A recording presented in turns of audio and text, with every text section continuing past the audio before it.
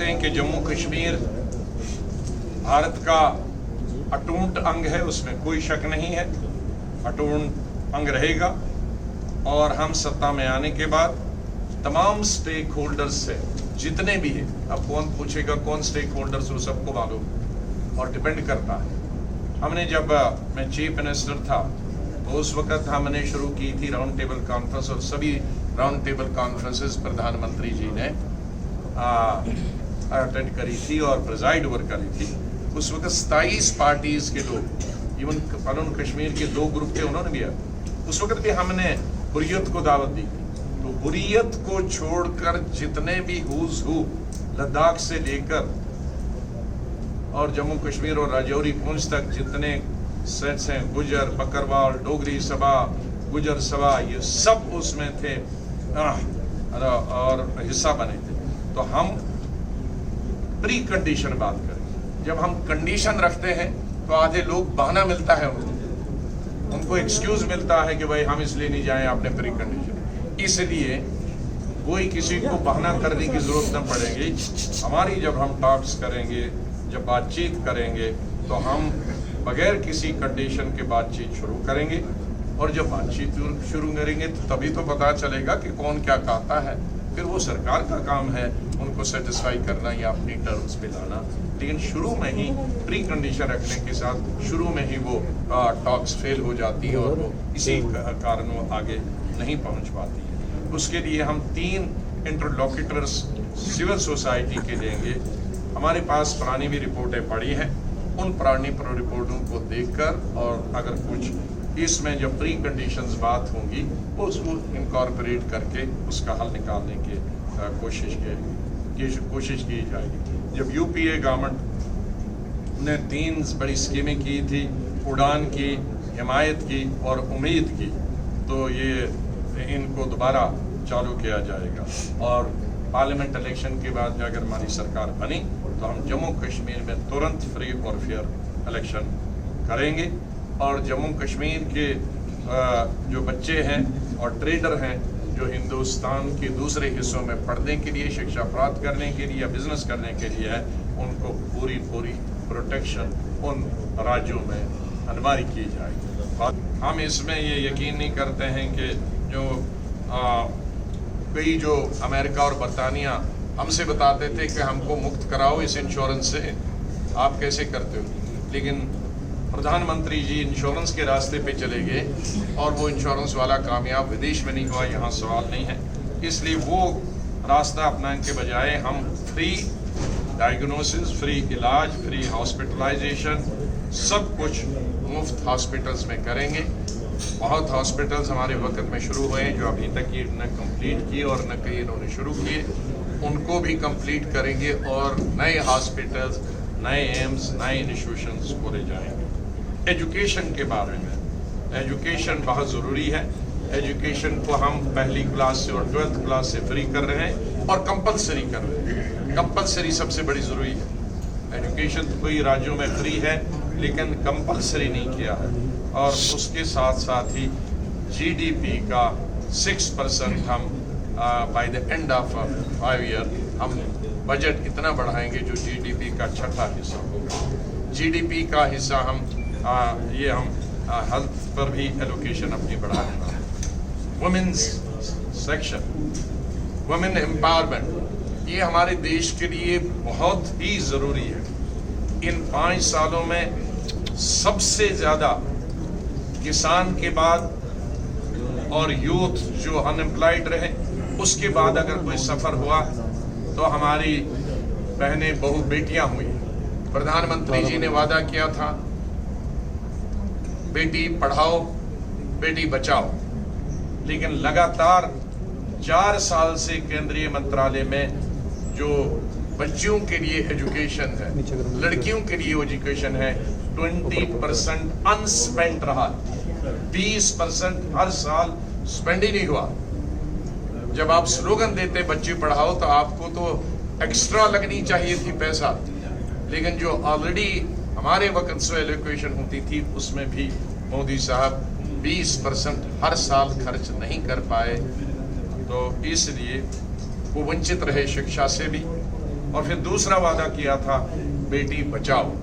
اور جتنے بیٹیاں اس سرکار میں دکھت رہے, جتنے بیٹیوں کا بلاತ್ಕಾರ اس سرکار میں ہوئے, ریپ ہوئے, 4 سال کی بچی, 6 سال کی بچی, 8 سال کی بچی, تو وہ سلوگن ایک کھوکھلا سلوگن تھا. اس لیے ہم ویمن امپاورمنٹ کے لیے ہم کئی ملٹی پراؤنڈ اسٹریٹجی کر رہے ہیں. سب سے یہ ہے کہ ان کی آواز اس دیش کے پارلیمنٹ میں اور اس دیش کے ودھان سبھاؤں میں جب تک نہیں گونجے گی تو ویمن امپاورمنٹ نہیں ہوگا. ہم سرکار میں آتے ہی 30 جو پہلا بجٹ ہوگا, پہلا سیشن ہوگا, اس میں 33% 33% ریزرویشن لوک سبھا میں مہیلاؤں کے لیے رکھیں گے اور دیش کے ودھان سبھاؤں میں 33% مہیلاؤں کے لیے الیکشن لڑنے کے. تو اگلا پارلیمنٹ جب ہوگا تو مجھے نہیں معلوم کہ کس کانسٹیچوئنسی میں کس مہیلا کے لیے لوک سبھا کے لیے ووٹ مانگنے آؤں گا جموں کشمیر میں. ایسے ہم اپیکشا کرتے ہیں.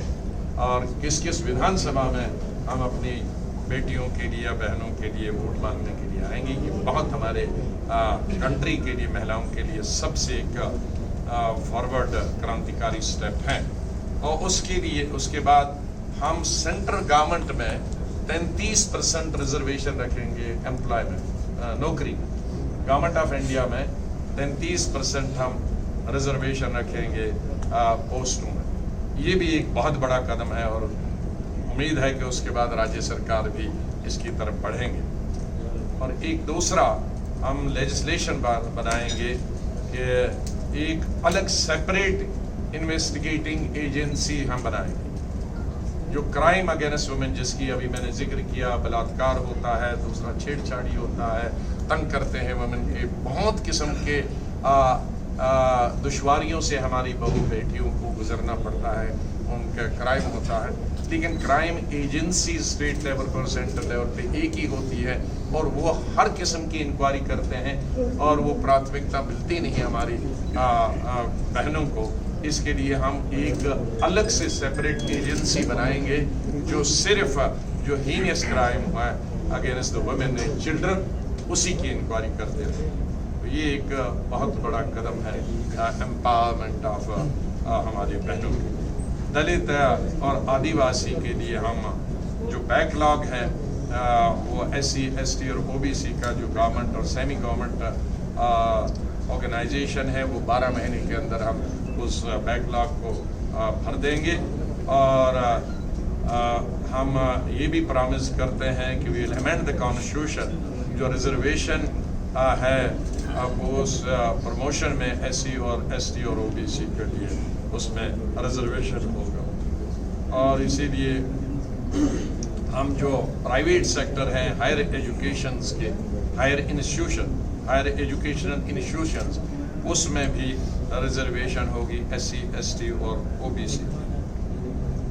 رائٹ جو ہم نے فارسٹ ایکٹ بنایا تھا پارلیمنٹ میں 2006 میں, SC شیڈول ٹرائبس کے لیے اس کو اور اس مشن کو بھی پوری طرح سے امپلیمنٹ کریں گے. سٹیز اور اربن ایریا میں انفراسٹرکچر کو فروغ دیں گے. اور میں ایک جگہ پیچھے بھول گیا کہ دیہات میں آج زمین بہت کم رہی ہے.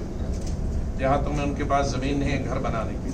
تو دیہاتوں میں بھی اور شہروں میں بھی جس کے پاس دیہات میں جس کے پاس زمین نہیں ہے گھر بنانے کے لیے, اس کو زمین کا ٹکڑا دیا جائے گا گھر بنانے کے لیے. اور شہروں میں رائٹ ٹو ہاؤسنگ کا ہم کہ ہر انسان کو گھر ہونا چاہیے, یہ انواری ہوگا. اور جو پروٹیکشن دی جائے گی, جو ایوکشن آربیٹریلی ہو جاتا ہے کسی کو, اس کے لیے بھی قانون بنایا جائے گا. سلم اپ گریڈیشن کے لیے اور ٹرانسفارمیشن کے لیے بھی بہت ساری اسکیمیں بنیں گی. یہ اس طرح کی اسکیمیں یہ نیشنل پوری کنٹری کے لیے ہیں. میں آخر میں 1 منٹ میں جموں کشمیر میں آ جاتا ہوں. کانگریس پارٹی اس بات کو گورو بھی ہے, ہمیں فخر بھی ہے ہمیں, اور ہمیں ریکگنائز بھی کرتے ہیں کہ جن اعلیٰ حالات میں 26 اکتوبر 1947 का एक्सेशन हुआ जम्मू कश्मीर में और आर्टिकल 370 वजूद में आया, वो सबको मालूम है। और उस दिन से ही इस स्टेट की विकास के लिए, डेवलपमेंट के लिए कांग्रेस ने पूरा प्रयास किया। कांग्रेस पार्टी ये कहती है कि डायलॉग ही एक रास्ता है जम्मू कश्मीर के तीनों खित्तों के लोगों की जो एस्पिरेशंस है उसको पूरा करने और एक इज्जत वाला ऑनरेबल सोल्यूशन निकाले जो तीनों खित्तों को सेटिस्फाई करेगा, और वो डायलॉग ही एक रास्ता है। हम लोगों ने ये तय किया है कांग्रेस पार्टी ने कि हमारी दो किस्म की पॉलिसी होगी, 2 pronged स्ट्रेटजी होगी हमारी।